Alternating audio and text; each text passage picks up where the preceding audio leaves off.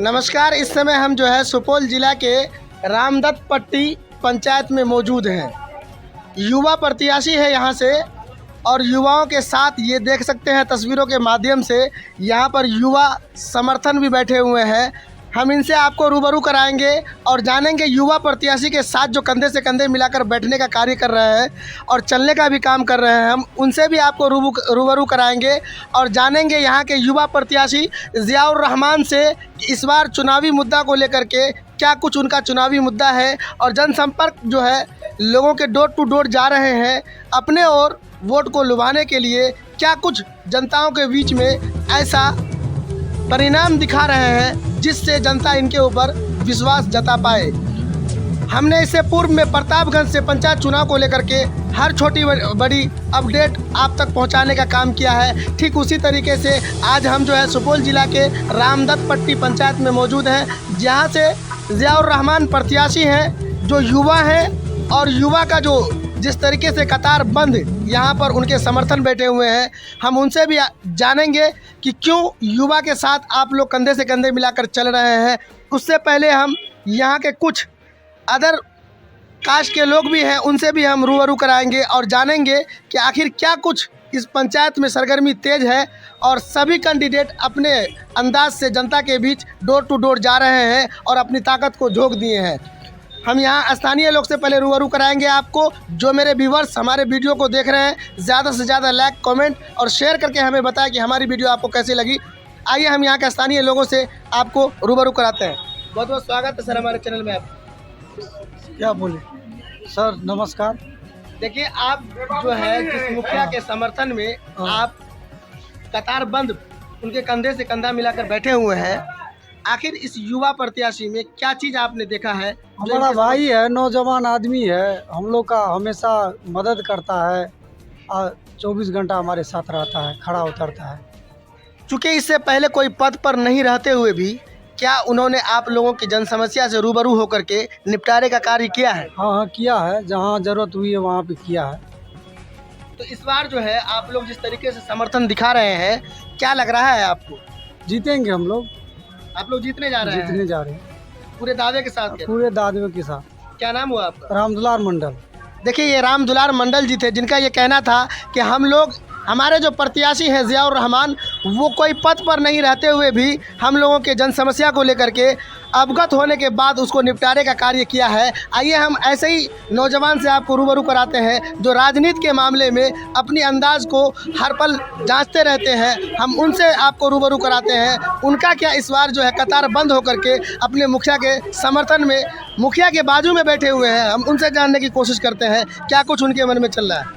क्या नाम हुआ सर आपका? संजय मंडल। इस बार जो है पंचायत चुनाव में सभी कैंडिडेट अपनी ताकत को झोंक दिया है, लेकिन जिस प्रत्याशी के साथ आप कंधे से कंधे मिलाकर बैठे हुए हैं, जीतेंगे 100 में 100%। 100 में 100% पूरा विश्वास के साथ। आखिर उसके अंदर ऐसी क्या चीज आपने देख ली है? बहुत सी खासियत है। कितने बता दीजिए, जनता हमारे व्यूअर्स जो देख रहे हैं। बहुत सी खासियत है सर, बहुत से खासियत है, कहने से भी कम है। देखिए, क्योंकि आप युवा हैं और इस बार पंचायत चुनाव को लेकर के जो है युवा और महिलाओं का वोट जो है बहुत मायने है और मैनर वोट है, क्योंकि पंचायत की सरकार को तय करने के लिए युवा और महिला ही जो है इस बार वोटिंग से तय कर रही हैं। तो क्या लग रहा है, आप जो युवा है और अपने युवाओं को हमारे माध्यम से क्या कुछ कहना चाहते हैं? बस जीतेंगे, हम जीतेंगे भाई, इसी का खुशी है हमको, जीतना है। 100 में 100% जीतेंगे। आखिर कोई तो राज होगा जिनके समर्थन में आप बैठे हुए। राज क्या सर काम करते हैं, ईमानदार है, नेक दिल आदमी है और ऐसा नहीं है ये अमीर है ये गरीब है, इनसे बात करने से हम कतरा रहे हैं, ऐसा इनमें कुछ भी नहीं। यही खासियत है। उन्हीं चीज़ों को देख करके आप इनके साथ? जी सर। क्या नाम हुआ?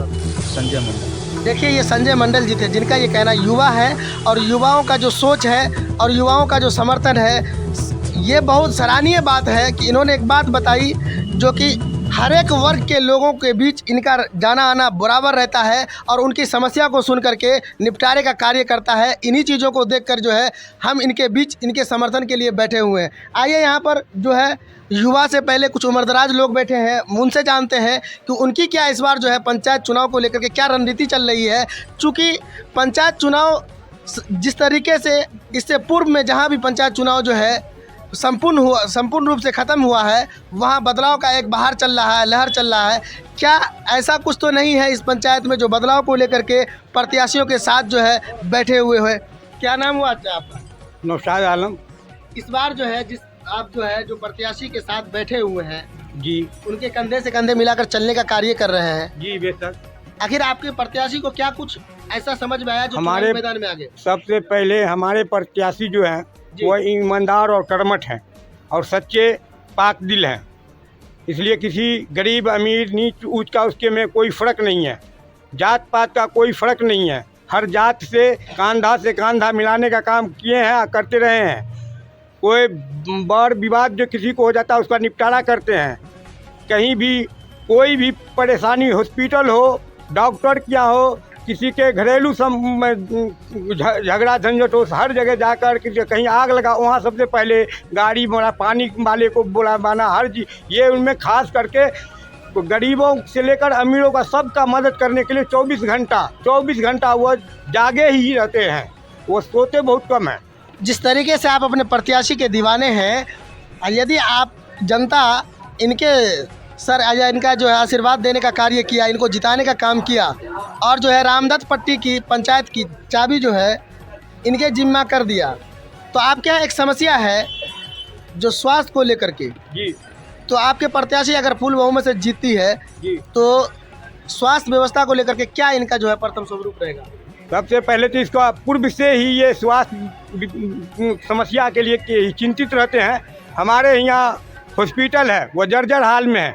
इनका कहना है जो अगर हम जीते तो सबसे पहले वहाँ हम बेंच बढ़वाएंगे, डॉक्टर मंगवाएंगे और ये इलाका के जो भी गरीब हैं, जो गरीब तबके के सबका इलाज होगा। यहाँ डॉक्टर 24 घंटा मौजूद रहेगा और उसके प्रति हमारा जो भी कुर्बानी करना पड़ेगा हम कुर्बानी करेंगे। खास करके ये हमारे अभी भी जो होते हैं कि कोई बीमार पड़ गए उसको भेजते हैं, डॉक्टर को रिसीव करते हैं और कहते हैं जो ये पेशेंट गए हैं उसको देखिए, और देखने का काम होता है। खास करके डिलीवरी वाला जो अभी चल रहा है उसमें भी भिजवाते हैं और काम करवा कर मंगवाते हैं। इनका तो शुरू से ये आदत है और क्या बतावें, दुर्भाग्य की बात है जो अभी इनका खास मकसद है जो हमको न हिंदू से बैर है न मुस्लिम से बैर है। हमको जो मानव है वो सब हमारे दोस्त हैं, जो दानव है वो दुश्मन है।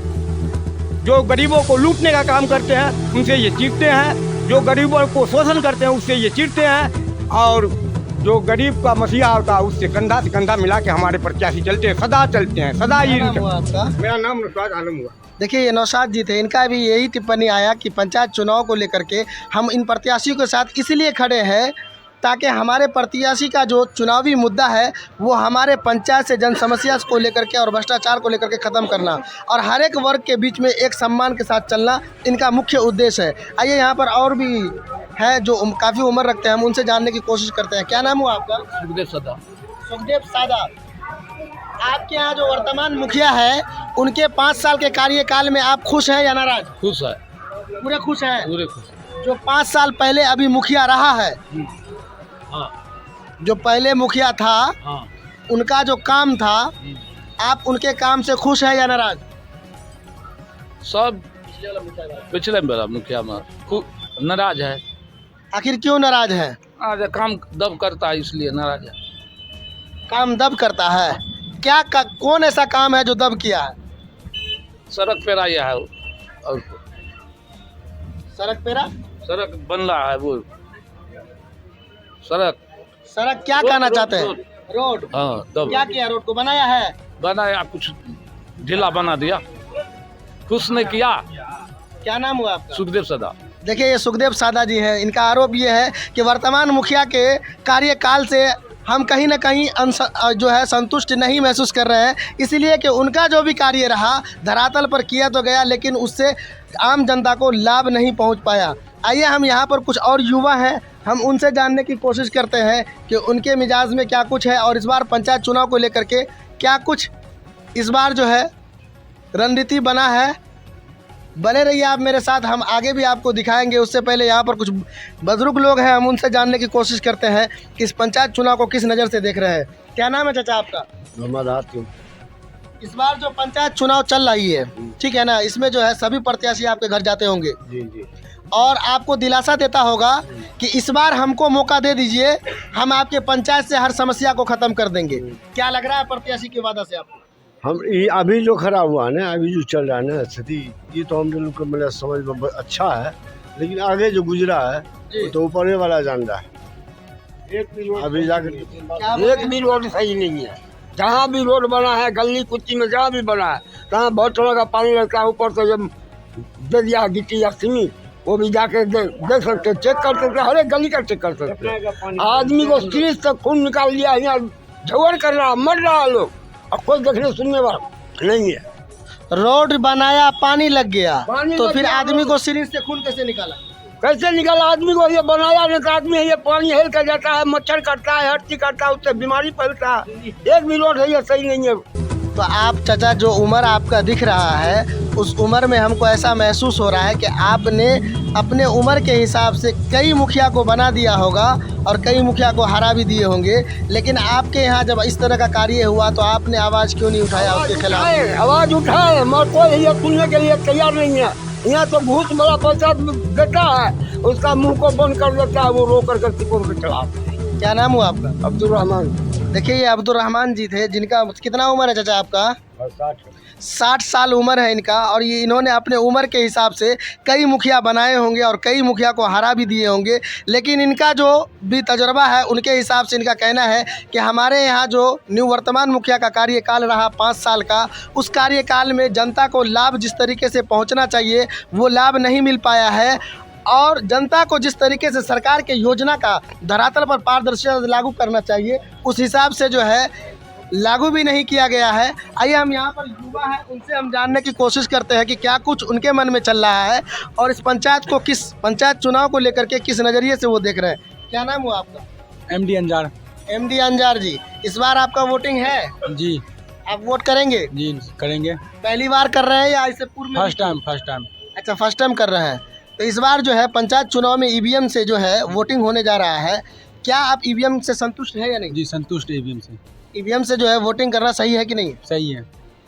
इस बार आप कितना खुशी महसूस कर रहे हैं कि आपका वोटिंग है? बहुत खुशी कर रहे हैं, बहुत ज़्यादा ही। बहुत ज़्यादा फर्स्ट टाइम है। हाँ, कि फर्स्ट टाइम मेरे भाई जवाहर लवानी से पहले भी खड़े हुए तो कुछ ही वोट से हारे थे, और वर्तमान जो मुखिया रहे कोई विकास नहीं हुआ अभी तक, कोई विकास की उम्मीद भी नहीं थी। अब तो 5 साल बीत भी गया, इसके बाद मेरे भाई जियाउर रहमान है, इंशाल्लाह उसको कामयाब करेंगे। आखिर जियाउर रहमान में आप लोगों ने ऐसा क्या चीज़ देख लिया है जो कंधे से कंधे मिलाकर चलने का कार्य कर रहे हैं आप लोग? इसलिए उसके साथ कंधे से कंधे मिलाने की कोशिश कर रहे हैं कि उनकी पहुंच भी बहुत दूर तक है और विकास की पूरी क्षमता है उसके अंदर है। कोई भी कार्यालय में उसको घूसपैठी नहीं देना पड़ेगा। निस्वार्थ कास्ट करेंगे? कास्ट करेंगे। क्यों? क्योंकि उस पर पूरे विश्वास हम लोग को, इसलिए क्या कोई भी कार्य करेंगे तो नहीं घूसपाट देंगे, किसी को नहीं लेंगे, निःशुल्क काम करेंगे। जो राशन कार्ड है लोग का, जो जिसका राशन कार्ड नहीं बना है, राशन कार्ड, जो भी वोटर आईडी, जो भी काम सब निःशुल्क होंगे। निःशुल्क होंगे। क्या नाम बताया आपने? एमडी अंजार। देखिए, ये अंजार साहब थे, जिनका ये कहना है कि हम लोग जो है इसलिए युवा प्रत्याशी के साथ है कि युवाओं के दुख दर्द को वो समझने वाला है और युवाओं के बीच में रहने वाला है।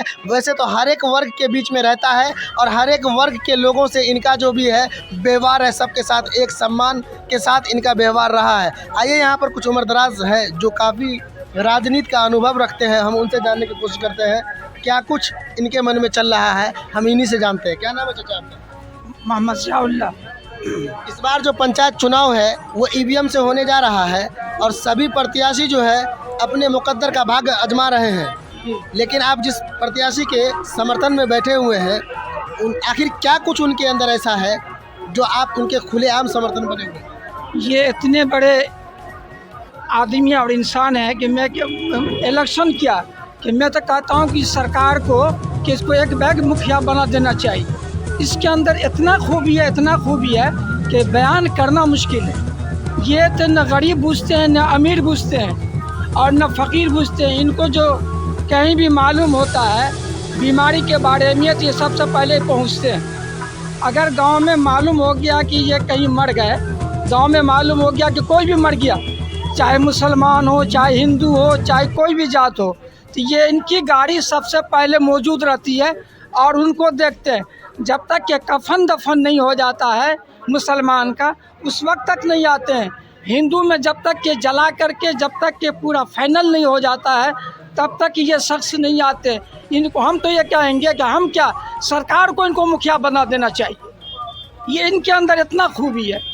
और हम लोग इंशाल्लाह इस मर्तबे इनको 100% इसको मुखिया बनाएंगे और लायक हैं मुखिया के, तो यही, इसके अलावा कोई लायक नहीं।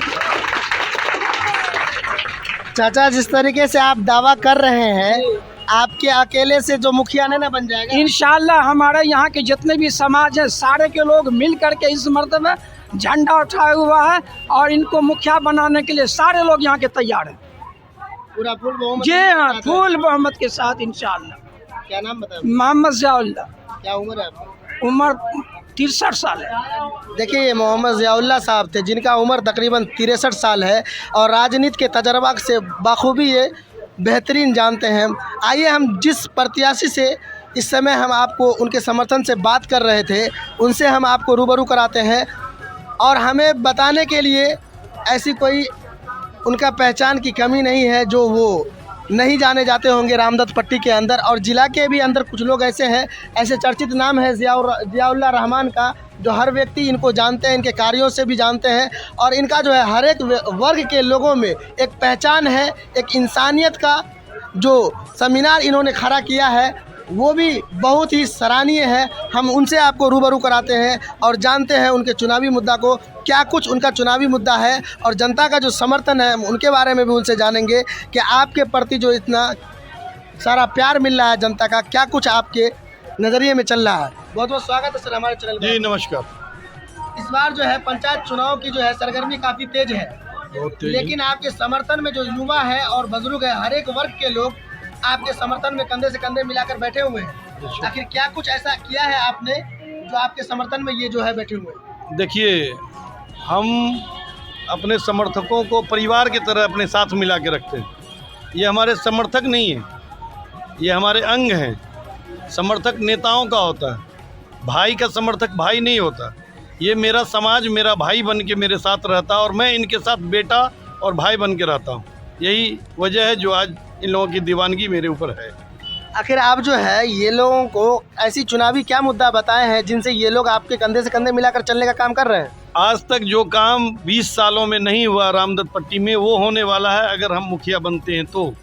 इसने लोगों ने ठान लिया है, चाहे वो जिस भी वर्ग का हो, हिंदू हो, मुस्लिम हो, सिख हो, ईसाई हो, जितने भी समुदाय के लोग हमारे यहाँ रहते हैं, वो सब लोगों ने मन बना लिया है कि इस बार ज़ियाउर रहमान ही हमारा रामदत्त पट्टी पंचायत का मुखिया होगा और अपार समर्थन मिल रहा हमको जनसंपर्क। जिस तरीके से आप जो है पिछली बार भी मुखिया कैंडिडेट रहे लेकिन कुछ मतों से आप पीछे रह गए, उनके बावजूद भी आप कोई पद पर नहीं रह करके जनता का जो सेवा किए हैं, जो बहुत ही सराहनीय आपके समर्थन के द्वारा पता लगा है, ऐसा क्या कुछ सेवा किया है आपने अपने रामदत्त पंचायत के लोगों के बीच? ज़रा विस्तार से वो हमारे व्यूवर्स को बताइए। देखिए, हार का जो हम अपने आवाम पर, अपनी जनता पर नहीं देते जिम्मेवारी जी।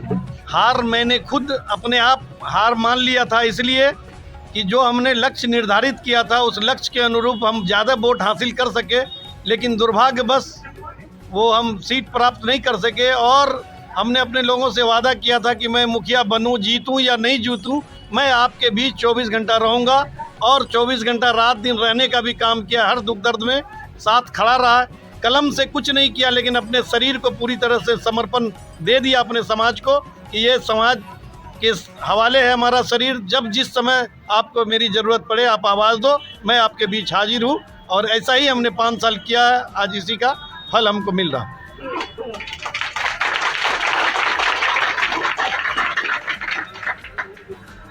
इस बार जो है पंचायत चुनाव में अभी जो है आप जनसंपर्क पूरी तरह से कर रहे हैं, आखिर आपके चुनावी प्रचार में घोषणा पत्र क्या है?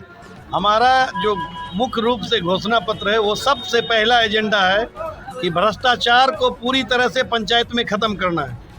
और जो लोग अभी पंचायत में जिस तरह से मुख्यमंत्री के पास 36 विभाग है, उसी तरह से पंचायत में भी 36 विभाग कार्यरत है और सब विभाग के लिए पदाधिकारी का नियुक्त किया गया है। यहाँ बिचौलियों के माध्यम से हर काम के बदले में पैसा लिया जाता है इसके खिलाफ हम लगातार लड़ते रहे हैं, लेकिन कलम में ताकत नहीं होने के बाद पदाधिकारी को भी कई बार शिकायत किया, लेकिन लोग एक्शन नहीं लेते, इसलिए कि यहाँ से लेके प्रखंड तक भ्रष्ट लोग हैं। इसीलिए हम 2 पद से चुनाव लड़ रहे हैं। हम इस बार पंचायत समिति का भी चुनाव लड़ रहे हैं। अपनी पत्नी को, शिक्षिका थी, उनको रिजाइन करवा करके पंचायत समिति लड़ रहे हैं और मकसद है कि यहाँ से पंचायत से लेके प्रखंड तक भ्रष्टाचार का खात्मा करना।